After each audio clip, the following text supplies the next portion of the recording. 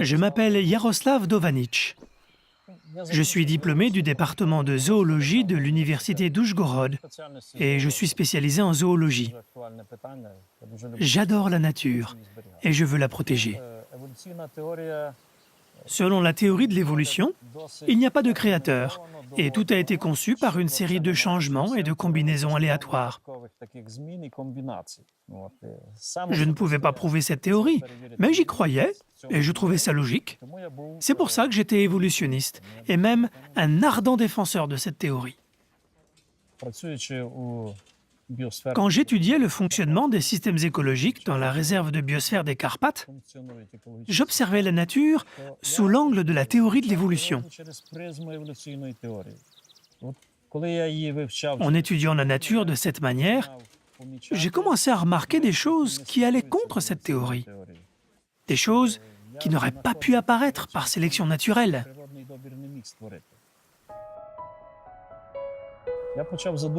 Quand j'ai commencé à me demander si un créateur existait, j'ai découvert encore plus de faits qui contredisaient la théorie de l'évolution. Qui affirmerait qu'un logiciel est apparu par hasard? Les évolutionnistes, eux, aiment croire que l'ADN est le fruit de l'évolution. Prenons un exemple. Vous avez dans vos mains des cubes en bois où sont écrites des lettres. Vous les jetez sur la table et d'un coup, une belle encyclopédie se forme. Il y a encore moins de chances que l'ADN vienne de l'évolution.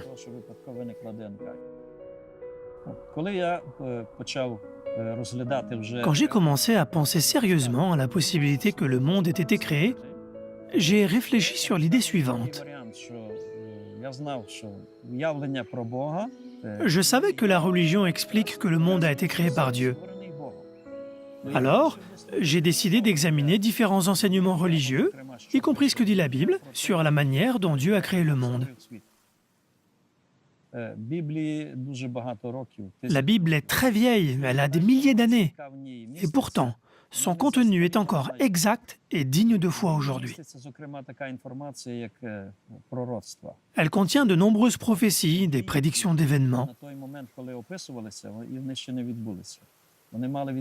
Ces événements devaient se passer dans un avenir lointain, parfois plusieurs siècles plus tard. L'histoire confirme qu'ils se sont bien réalisés comme la Bible l'avait annoncé. Ces prédictions ont dû être faites par quelqu'un dont les capacités dépassent largement celles de l'homme. C'est la preuve que l'auteur de la Bible n'est pas l'homme, mais quelqu'un de beaucoup plus intelligent et qui a des capacités que l'homme n'a pas.